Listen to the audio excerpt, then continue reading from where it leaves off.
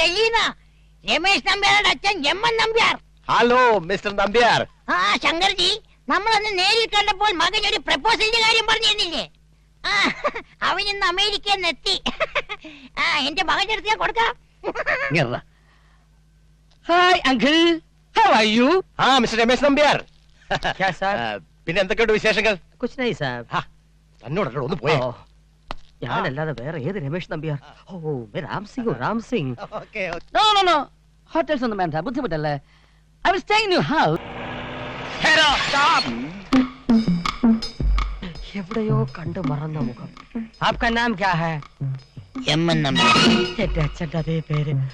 സാറിന് ഇതേ ഛായയിൽ ചെറുപ്പക്കാരായ മക്കളുണ്ടോ? ഇവിടെ എന്റെ ഒരു മകനുണ്ട്, രമേശ് നമ്പ്യാർ.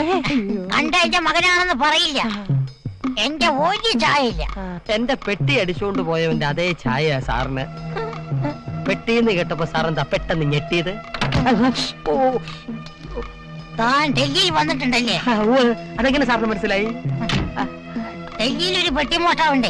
അവൻ പെട്ടി കണ്ടാ വിടില്ല. എന്നാൽ ഈ മുഖച്ഛായ തോന്നലായിരിക്കും. അയാളെ കണ്ടാലേ അറിയാം നല്ലൊരു തറവാട്ടി പറഞ്ഞവനാ. എന്നാലും ഒന്ന് എൻക്വയറി ചെയ്യുന്നത് നല്ലതാ. ഈ ചായ അല്ല ആ ചായ, അത് മുഖച്ഛായ. എന്നാൽ ഈ ചായ അല്ലേ ഇങ്ങിതാ.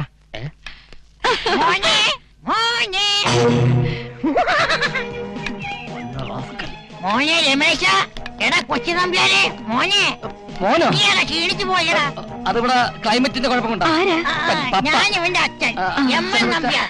അതായത് അല്ല, ഇതാ നിന്റെ പെണ്ണ്. ഇതാണ് ആള് കൊള്ളാലോ. എന്റെ മകന്റെ ഭാര്യ മോണ പോലെ. സൂര്യല്ല പ്രവാസക്കാരി. നീ സൂര്യല്ലെങ്കിൽ പിന്നെ ചന്ദ്രിക. പെമ്പിള്ളേരുടെ ദേഹത്തോട്ട് സംസാരിക്കുന്നത് ഞാൻ പറഞ്ഞിട്ടുണ്ട്. പറഞ്ഞ വാക്ക് തെറ്റിക്കലടാ രമേശ. ഏത് വാക്ക്? കണ്ട സന്തോഷത്തിന് ഞാനൊന്ന് ആലിംഗനം ചെയ്യണല്ലേ? സാരമില്ല, പ്രായമായ ആളല്ലേ. പ്രായം ഈ രൂപത്തിന് മാത്രമേ ഉള്ളൂ, മനസ്സ് വളരെ ചെറുപ്പം. അപ്പൂപ്പന്റെയോ? അപ്പൂപ്പന്റെ കരളേ, കരളിന്റെ പൊരുളേ, പൊരുളിന്റെ മലരേ.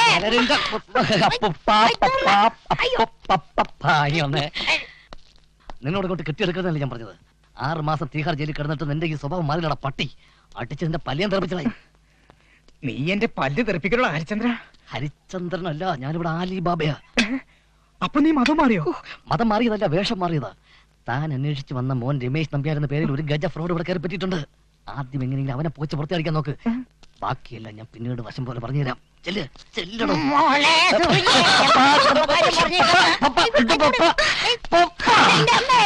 അയ്യോ അങ്കിൾ, ഇങ്ങനെ വീഴുന്നത് പപ്പയ്ക്കൊരു ശീലമാ. കഴിക്കൊന്നും പറ്റില്ല. നീ സ്ഥിര ശീലാക്കലടാ മോനെ രമേശ. देखो देखो, he is perfect. മോനെ, മോനെ രമേശ് നമ്പ്യാരെ. Where are you my son? മോനെ. Hello mister Nambiar. ഹലോ. വരുമെന്ന് ഒട്ടും പ്രതീക്ഷിച്ചില്ല. എല്ലൊടിഞ്ഞ കാര്യം മകൻ ഇപ്പൊ പറഞ്ഞതേ ഉള്ളൂ. ഞാനൊന്ന് വീണ കാര്യം ഇത്ര പെട്ടെന്ന് ഇവിടെ അറിഞ്ഞോ? എല്ലൊന്നും ഒടിഞ്ഞിട്ടില്ല, കയ്യിലും കാലും ചെറിയൊരു പരിക്കുള്ളൂ. ഡാഡിയെ കണ്ടിട്ട് എന്താ ഒരു മൈൻഡില്ലാണ്ട് പോകുന്നേ? ഇങ്ങ് വന്നേ രമേശ. ഇവനാണല്ലേ ഈ രമേശ് നമ്പ്യാർ? ഇയാളുടെ മോൻ ഞാനെല്ലാം ഇപ്പൊ അറിയും. എല്ലാം കൊളമാവൂ ദൈവമേ. മോനെ രമേശ, എത്ര നാളായുടെ പപ്പ നിന്റെ മുഖം കണ്ടിട്ട്. വാടാ. ഡാഡിക്ക് ഒന്നും പറ്റിയിട്ടില്ല, ഒന്ന് വിളിക്കതേ ഉള്ളൂ.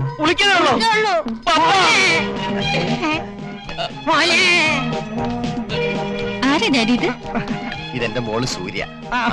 ഇത് രമേശിന്റെ father mister Nambiar. Hello uncle. അപ്പൊ അവിടെ കണ്ട പെണ്ണ് സൂര്യല്ല, ആ തെണ്ടിക്ക് ആള് മാറിപ്പോയതാ. എന്തെങ്കിലും ആവട്ടെ, ലേഡീസ് അല്ലേ. മോളെ സൂര്യ, എന്റെ പൊന്നു മരുമോളെ, നിന്നെ കാണാൻ ഈ ഫാദറിനെ കൊതിച്ചിരിക്കായിരുന്നു. മോളെ ഒന്നും പറയണ്ട,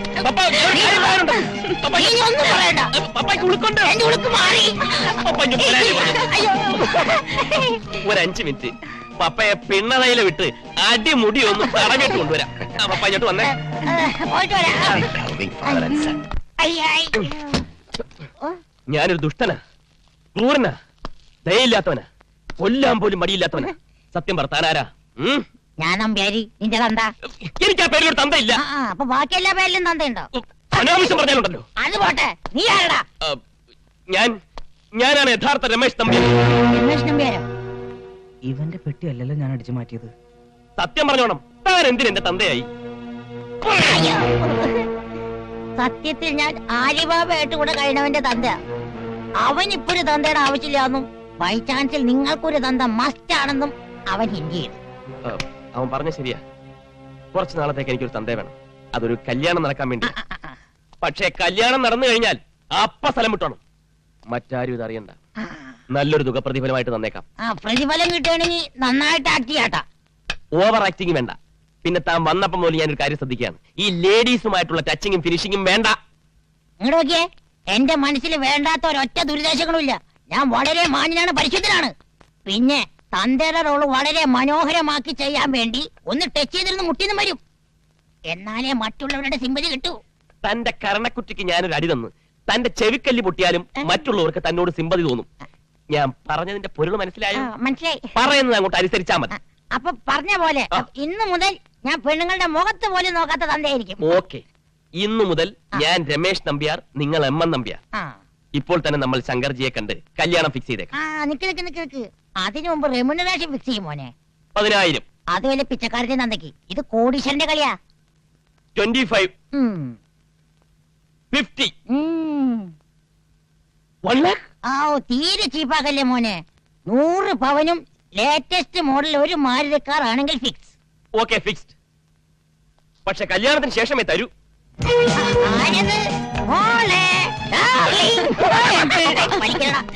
അല്ല, പിന്നതയിലും ഇട്ട് തടവണമെന്ന് പറഞ്ഞിട്ട് തടവി.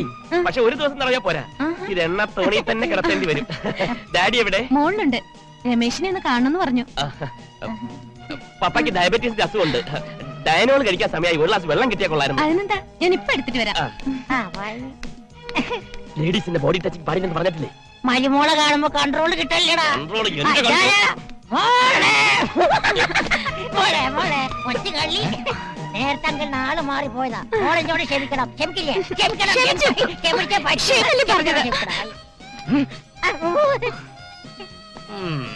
ആ പോയ പെണ്ണിനെ തൊട്ടാ നിനക്ക് പ്രശ്നം. ഈ നിൽക്കണ പെണ്ണിനെ തൊട്ടാ ഇവന് പ്രശ്നം. ഈ വൃദ്ധനായ ഫാദറിലേക്ക് വാത്സല്യത്തോടെ ഒരു ഡോട്ടറിനെ അതിന് ടച്ച് ചെയ്യാൻ പറ്റുന്ന വെച്ചാൽ കണ്ടില്ലേ, പപ്പ ഭയങ്കര തമാശക്കാരനാ. പപ്പ വാ പപ്പ. പോയിട്ട് വരാട്ടാ. ആ പോയ കിളവൻ ആരാണെന്നറിയോ? മറ്റേയാളുടെ അച്ഛനല്ലേ? അതിപ്പോ. അതിനു മുമ്പ് അയാൾ എന്റെ അച്ഛനായിരുന്നു. അതായത് അയാള് എന്റെയും കൂടി അച്ഛനാണെന്ന്. രണ്ടുപേരുടെ അച്ഛനാന്ന് എങ്ങനെയാ? അച്ഛനാവുന്നത് എങ്ങനെയെന്നൊക്കെ രാത്രിയിൽ ഞാൻ വന്ന് പറഞ്ഞുതരാം. കഥക്ക് കുത്തിയിടണ്ട. അച്ഛനാവുന്ന കാര്യം രാത്രി പറഞ്ഞു തരാമെന്നു. വാതില് കുറ്റിയിടണ്ടാകുന്നു. എന്റെ മോളെ അവൻ ചേച്ചിയാക്കും. മോനെ മണിവണ്ണ, മോനെ മോനെ, എങ്ങനെ ഒരു അച്ഛനാകാൻ പറ്റുമെന്ന് എന്റെ മോള് ചന്ദ്രയ്ക്ക് ആലിബാബ ഇന്ന് രാത്രി പറഞ്ഞു കൊടുക്കാമെന്ന്. ആലിബാബ ഇന്ന് രാത്രി എങ്ങനെ അച്ഛനാവുന്നത്? ഓ, ഇവൻ എങ്ങനെയൊന്ന് പറഞ്ഞ് മനസ്സിലാക്കൂ. എടാ മണ്ട, ആലിബാബ ഇന്ന് രാത്രി നമ്മളെ മോളെ മുറിയിലെത്തിയാൽ അവനൊരു അച്ഛനാകും. ഇതെങ്ങനെയെങ്കിലും തടയണം. തടഞ്ഞ അവൻ നമ്മളെ വെടിവെക്കൂലേ? എടാ, തടഞ്ഞിരിക്കില്ല അവളെ. അത് തടയാൻ എന്തെങ്കിലും മാർഗമുണ്ടോ നോക്കണം മോനെ. ഇതാണ് പങ്കായക്കണി കേട്ടാ. ഈ പങ്കായക്കണി കടന്ന് ഒരു ആലിബാവക്കും ആ മുറിയിലേക്ക് കാലെടുത്ത് വെക്കാൻ പറ്റില്ല. അവൻ ഈ ഇടനായലൂടെ നടന്ന് വാതിക്കലെത്തിയ നീ അവിടെ ഇരുന്ന് അച്ഛന് സിഗ്നൽ തരണം. അച്ഛൻ ദൂരെ ഇരുന്നിട്ട് പങ്കായക്കണി വലിക്കും. അപ്പൊ ഇത് വന്ന തലയിൽ ഒരൊറ്റലേ. അതോടുകൂടി അവന്റെ അച്ഛനാകാനുള്ള ചിന്ത ഉണ്ടല്ലോ, അത് ഈ അച്ഛൻ മാറ്റി കൊടുക്കും. ഹരിചന്ദ്രനോട് രമേശ് നമ്പേരാകാൻ പറഞ്ഞിട്ട് അവനെന്തിനീ ആലിബാബയുടെ വേഷം കെട്ടി ഇവിടെ നിൽക്കുന്നത്? പ്ലാനിങ് മോശമായാൽ പദ്ധതി കംപ്ലീറ്റ് ചീറ്റും. 10 കാശ് കയ്യിലും കിട്ടില്ല. എന്റെ പെട്ടി മോഷ്ടിച്ചത് ഇവനാണോന്ന് എനിക്കൊരു സംശയം. എങ്ങനെയാ ഒന്ന് മനസ്സിലാക്ക. ഇവനെ പിന്തുടരാം. ഇവന്റെ മുറി പരിശോധിച്ചാൽ എന്തെങ്കിലും ഒരു തുമ്പ് കിട്ടാണ്ടിരിക്കില്ല.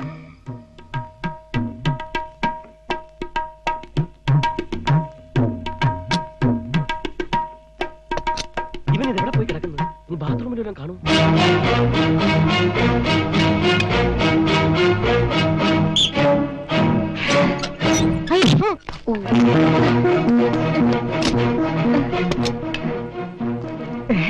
എടാ ഹരിചന്ദ്ര ചെറ്റേ, നിന്നോട് ഇവിടെ രമേശ് നമ്പേരായി കയറിപ്പറ്റി എങ്ങനെയെങ്കിലും സ്വത്തും പെണ്ണിനെ അടിച്ചു മാറ്റണമെന്ന് പറഞ്ഞ് കട്ടുകൊണ്ട് വന്ന പെട്ടിയിൽ നിന്ന് സർട്ടിഫിക്കറ്റുകൾ എടുത്ത് തന്നവനാണ് ഞാൻ. തീഹാർ ജയിലിൽ 6 മാസം കഴിഞ്ഞതിന്റെ ബുദ്ധി പോലും നിനക്കില്ലല്ലോടാ മണ്ട.